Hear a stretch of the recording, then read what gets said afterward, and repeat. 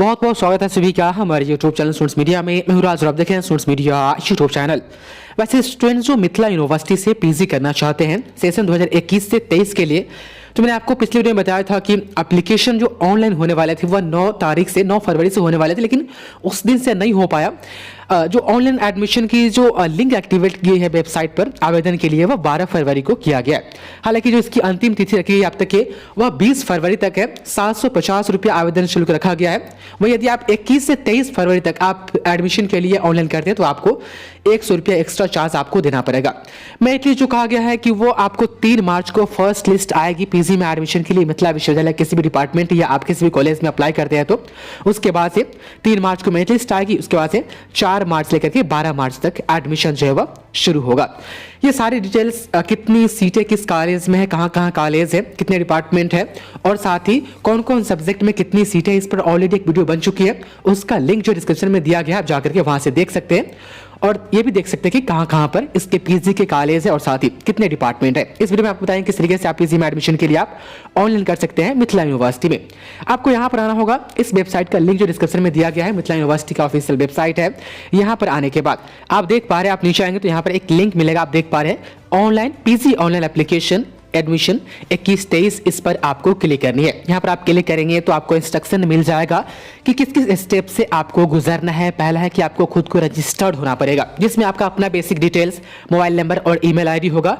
उसके बाद से दूसरा जो है आपको जो ये डिटेल्स फिल करने के बाद रजिस्ट्रेशन के लिए क्लिक करने के बाद आपको एक यूजर आईडी और पासवर्ड मिलेगा।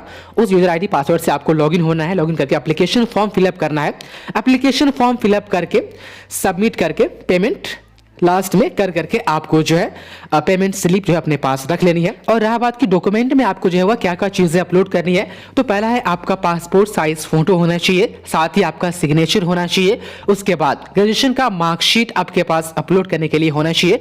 उसके साथ ही यदि आप अनरिजर्व कैटेगरी से है, मतलब कि बीसी, ईबीसी, BC1 या SC/ST से है, तो आपके पास कास्ट सर्टिफिकेट होना चाहिए। वही यदि आप किसी स्पेशल कोटा से बिलोंग करते हैं और फॉर्म भरने में यदि कोटा स्पेशल कोटा में आप यस करते हैं तो आपको स्पेशल कोटा सर्टिफिकेट भी आपको जो है वह अपलोड करनी होगी। अभी स्कैन करके उसका साइज जो है वह फिक्स बताया गया है। हम आपको बताएंगे आगे किस डॉक्यूमेंट्स का कितना साइज है। तो पहला स्टेप पूरा करने के लिए आप देख पा रहे हैं, होम है, उसके बाद से न्यू एप्लीकेशन फॉर एडमिशन है, इस पर जो है आपको क्लिक करनी है। इस पर आप जैसे क्लिक करेंगे उसके बाद से रजिस्ट्रेशन के लिए एप्लीकेशन फॉर्म खुल जाएगा, जिसमें आपको अपना फर्स्ट नेम देना है, यहाँ पर आप देख पा रहे हैं। उसके बाद से मिडिल नेम देना है, लास्ट नेम देना है, मोबाइल नंबर देना है, साथ ही आपको अपना ईमेल आईडी देना है। वनली पर्सनल जो ईमेल आईडी है आपका खुद का होना चाहिए। ऐसा नहीं कि आप साइबर कैफे वाले के पास जा रहे हैं तो साइबर कैफे वाले ही अपना ईमेल आईडी डाल दें। आप खुद से भी कर सकते हैं, मोबाइल से या लैपटॉप से। तो अपना पर्सनल ईमेल आईडी, साथ ही आपको अपना जेंडर क्लिक करनी है और किस कोर्स में आप अप्लाई करना चाहते हैं, MA, MSc, MCOM, ये आपको जो है बता देनी है। उसके बाद से जो है ये आपका जो है ब्राउज करेगा थोड़ा सब्जेक्ट यहाँ पर कोर्स अपडेट होने के लिए। उसके बाद से जो कोर्स आप करना चाहते हैं, मान लीजिए MA करना चाहते हैं तो MA में आप किससे मास्टर डिग्री करना चाहते हैं, मान लीजिए आप इंग्लिश से करना चाहते हैं तो इंग्लिश आप जैसे ही चूज करें के बाद फिर से ये अपडेट होगा, कुछ ऐसा शो हो जाएगा। उसके बाद से आपको जो है नीचे आनी है।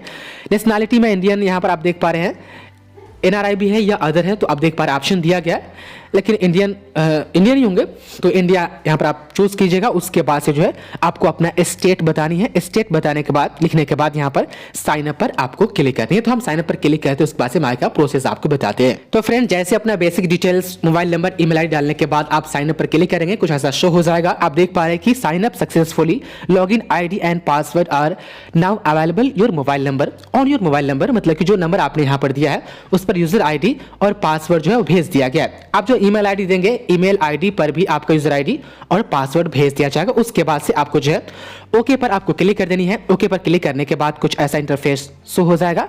आप देख पा रहे हैं यहाँ पर भी लॉगिन का बटन आप देख पा रहे हैं, लॉगिन का बटन नजर आ रहा होगा। पहला होम है, उसके बाद न्यू एप्लीकेशन फॉर्म है, उसके बाद से लॉगिन है। तो लॉगिन पर आप इस पे आ जाइए या ऑटोमेटिक ये जो है लॉगिन का ऑप्शन यहाँ पर ये दे देगी, तो लॉगिन वाला ऑप्शन में आना है।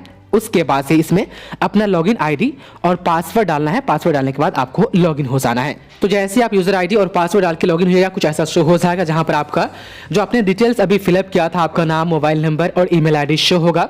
जो आपके नंबर पर गया है आईडी पासवर्ड, वो आईडी और पासवर्ड लिखा हुआ नहीं होगा। रजिस्ट्रेशन नंबर इज जो लिखा होगा वो आपका यूजर आईडी होगा, एंड इज जो लिखा होगा, एंड इज करने के बाद जो नंबर होगा वो आपका पासवर्ड होगा। तो एंटर कर दीजिएगा। उसके बाद से नेक्स्ट स्टेप आप देख पा रहे हैं दाहिने साइड में नीचे की तरफ है, इस पर आपको जो है एक बार क्लिक करनी है। उसके बाद से अगला इंटरफेस कुछ ऐसा शो हो जाएगा जहां पर आप देख पा रहे हैं फिर से आपका अपना डिटेल्स नजर आएगा यहाँ पर। अब यहाँ पर आपसे पूछा जाएगा कि आपका डेट ऑफ बर्थ क्या है। केंद्र के सर्टिफिकेट के अनुसार, मार्कशीट के अनुसार आप डेट ऑफ बर्थ यहाँ पर डालेंगे। उसके बाद से फादर नेम, मदर नेम आप डालेंगे। उसके बाद से यहाँ पर आप देख पा रहे हैं जेंडर, रिलीजन, जेंडर तो खैर यहाँ पर है क्लियर। रिलीजन आपको बता देनी है कि आप किस रिलीजन से है। उसके बाद से यहाँ पर आप जो है आप देख पा रहे हैं प्लीज सिलेक्ट योर कैटेगरी, आपको बतानी है कि आप अनरिजर्व कोटा से है। कास्ट कैटेगरी आपको बतानी है किस कास्ट कैटेगरी से आप है। उसके बाद से कोई स्पेशल कोटा से है तो आप इसमें यस करेंगे, ना है तो उसके बाद से आप देख पा रहे हैं यहाँ पर नो करेंगे। यहाँ पर आप देख पा रहे हैं इसमें आधार नंबर डालना है। उसके बाद से ब्लड ग्रुप भी आपको बताना, यहाँ पर आप देख पा रहे हैं जहाँ पर भी स्टार लगे हुए हैं वो चीज़ें बतानी यहाँ पर जरूरी है। उसके बाद से देख पा रहे हैं ऊपर हो जाएगी। उसके बाद से आप देख पा रहे हैं पर्सनल डिटेल्स, यहाँ पर नंबर वगैरह शो होगा। अब यहाँ पर जो है आपको अपना एड्रेस देना है, कॉरेस्पॉन्ड एड्रेस। उसके बाद से एक है परमानेंट एड्रेस। परमानेंट एड्रेस में यदि आप गांव से हैं तो गांव का दीजिए, और शहर में अभी आप जा करके रह रहे हैं तो कॉरेस्पॉन्ड में आप शहर वाला दे सकते हैं और परमानेंट में गांव वाला दे सकते हैं। यदि दोनों सेम है तो दोनों में आप सेम सेम लिख सकते हैं। उसके बाद आपको जो है यहाँ पर आप देख पा रहे हैं सेव एंड प्रोसीड पर जो है आपको क्लिक करनी है।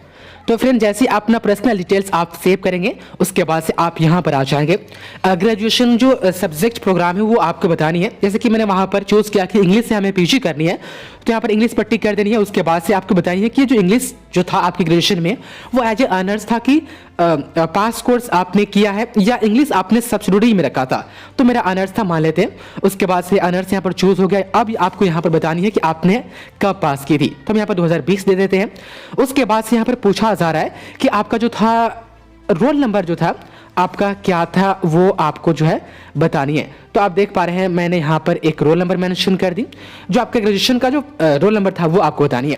उसके बाद से आपको बतानी है कि फुल मार्क्स ऑफ ऑनर्स, जो ऑनर्स था वह कितने नंबर का था। तो 800 नंबर का होता है, पार्ट 1, पार्ट 2, पार्ट 3 मिला करके। उसके बाद से उस 800 में से आपको कितना अंक मिला वो आपको मार्क्स ऑफ 10 में बतानी है। मान लीजिए 480 नंबर हमें मिला तो आपको बतानी है कि 480 का जो है वह प्रतिशत कितना होगा। आप एक बार उस पर क्लिक कीजिएगा, प्रतिशत आपको लिखना नहीं है। आप एक बार प्रतिशत वाले पर क्लिक कीजिएगा, ऑटोमेटिक एक्सेस कर लेगा। अब रहा बात की पीजी में एडमिशन आप किस कॉलेज में लेना चाहते हैं तो कॉलेज आप प्लीज सिलेक्ट कॉलेज प्रेफरेंस पर आप जैसे टिक कीजिएगा प्रेफरेंस देने के लिए यहाँ पर आ जाएगा। आप देख पा रहे हैं कम से कम आपको 3 कॉलेज या डिपार्टमेंट में आप लेना चाहते हैं पीजी में एडमिशन तो वो आपको बतानी है। मान लीजिए पहला प्रेफरेंस हमारे दरभंगा कॉलेज एक कॉलेज रहेगा। मान लीजिए पीजी डिपार्टमेंट में आप एडमिशन लेना चाहते हैं तो ध्यान दीजिएगा आपको एनी हाउ 75% अटेंडेंस आपको देना ही पड़ेगा पीजी के पढ़ाई के लिए। कॉलेज में थोड़ा हो जाता है एडजस्ट, लेकिन पीजी डिपार्टमेंट में यदि आप एडमिशन लेते हैं तो थोड़ा आप सोच समझ के लीजिएगा।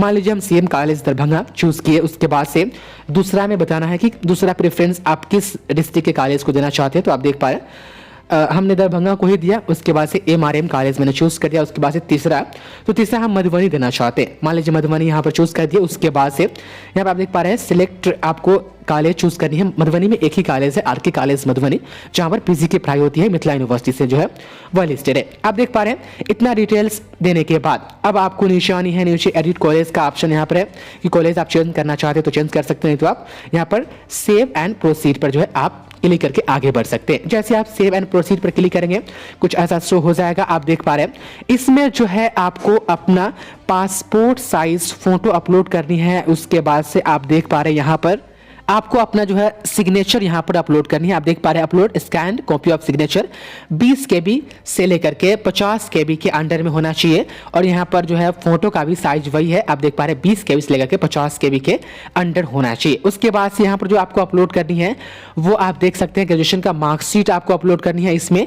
उसके बाद से upload scan copy of reservation category certificate. यदि आप वहाँ पर कास्ट कैटेगरी में BC1 ABC या BC2 आप चूज करते हैं, SC ST आप चूज करते हैं, तो आपको कास्ट सर्टिफिकेट भी आपको अपलोड करनी है। और यहाँ पर इन सभी का जो है साइज 100 KB से 250 KB के बीच में होना चाहिए, उससे ज्यादा नहीं होना चाहिए। उसके बाद से आप देख पा रहे हैं, उसके बाद से यहाँ पर आप देख पा रहे हैं upload scan copy of special Kota certificate. यदि आप किसी स्पेशल कोटा से है तो फॉर्म में यदि आप वहां पर यस करेंगे स्पेशल कोटा में तो आपको ये अपलोड करने का ऑप्शन देगा। यदि वहां पर आप नो कर देंगे तो अपलोड करने का जो है ऑप्शन आपको नहीं दिया जाएगा। तो फ्रेंड्स आप देख पा रहे हैं जो डॉक्यूमेंट्स यहाँ पर मैंने अपलोड कर दिए है। आपको जो है पहले चूज फाइल पर आपको क्लिक करनी है। चूज फाइल पर क्लिक करने के बाद अब अपने फाइल में जाएंगे, वहां से जो है जो डॉक्यूमेंट आपको अपलोड करने के लिए कहा जा रहा है वो अपलोड करेंगे। यहाँ पर आप देख पा रहे हैं जब यहाँ पर इसमें अटैच हो जाएगा तो अपलोड फाइल पर क्लिक कर करके जो है आप को अपलोड के बाद से आप देख सकते हैं नीचे यहाँ पर जो आपने अपलोड किया यहाँ पर शो हो जाएगा। आप चाहे तो click here to view uploaded category certificate, इस पर आप क्लिक कर करके जो है आप इसको देख भी सकते हैं कि जो मैंने अपलोड की है वो सब ठीक अपलोड हुआ है कि नहीं हुआ। अपलोड होने के बाद आपको सेव एंड प्रीव्यू वाले बटन पर आपको क्लिक करनी है। उसके बाद से एक बार अपने पूरे फॉर्म को देख लेनी है। आपको लॉगिन आईडी वहां पर नजर आएगा, ये मैं आपको दिखा नहीं सकता। आप देख पा रहे हैं सभी चीज़ें मिलाने के बाद, आप देख पा रहे हैं सारी डिटेल्स मिलाने के बाद आपको यहाँ पर आप देख सकते हैं सबमिट फॉर्म का यहाँ पर ऑप्शन है। उसके बाद से रिव्यू फॉर्म का ऑप्शन है, तो रिव्यू फॉर्म पर आप क्लिक कीजिएगा।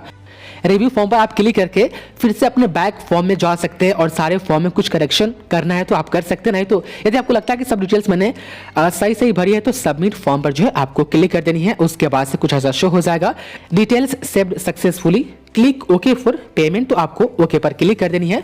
उसके बाद से जो है आपको पेमेंट के लिए यहाँ पर कहा जाएगा। देख पा रहे हैं सर्वर एरर आ गई है, तो ये वेबसाइट अभी थोड़ी देर पहले ओपन हुई है। तो आप देख पा रहे हैं डिटेल्स खैर जो आपने सेव कर दिया है वो सेव ही रहेगा। आपके पास जो यूजर आईडी पासवर्ड है उस आईडी पासवर्ड का इस्तेमाल करके जो आप लॉगिन कर करके आप चाहे तो फिर दोबारा बाद में पेमेंट कर सकते हैं, लेकिन अभी पेमेंट नहीं हो पा रहा है, कुछ ऐसा एरर आ जा रहा है। तो इस तरीके से आप पीजी एडमिशन के लिए मिथिला यूनिवर्सिटी में अप्लाई कर सकते हैं, मिथिला यूनिवर्सिटी के वेबसाइट पर। एडमिशन जो होगा और मेरिट लिस्ट जो बनेगा, आपके स्नातक में कितने नंबर्स आए हैं, साथ ही आपने पीजी में एडमिशन के लिए किस सब्जेक्ट को चूज किया है, उसमें कितने आवेदन आए हैं, उसके आधार पर ही आपका मेरिट लिस्ट में नाम आएगा और मेरिट बनेगा। तो ये पूरा प्रोसीजर है मिथिला यूनिवर्सिटी में पीजी में एडमिशन के लिए अप्लाई के लिए। पेमेंट अभी नहीं हो पा रहा है, तो आज रात या कल से आप जो है इस फॉर्म को फिलअप करना शुरू कीजिएगा। बहुत बहुत शुक्रिया आपका इस वीडियो को देखने के लिए।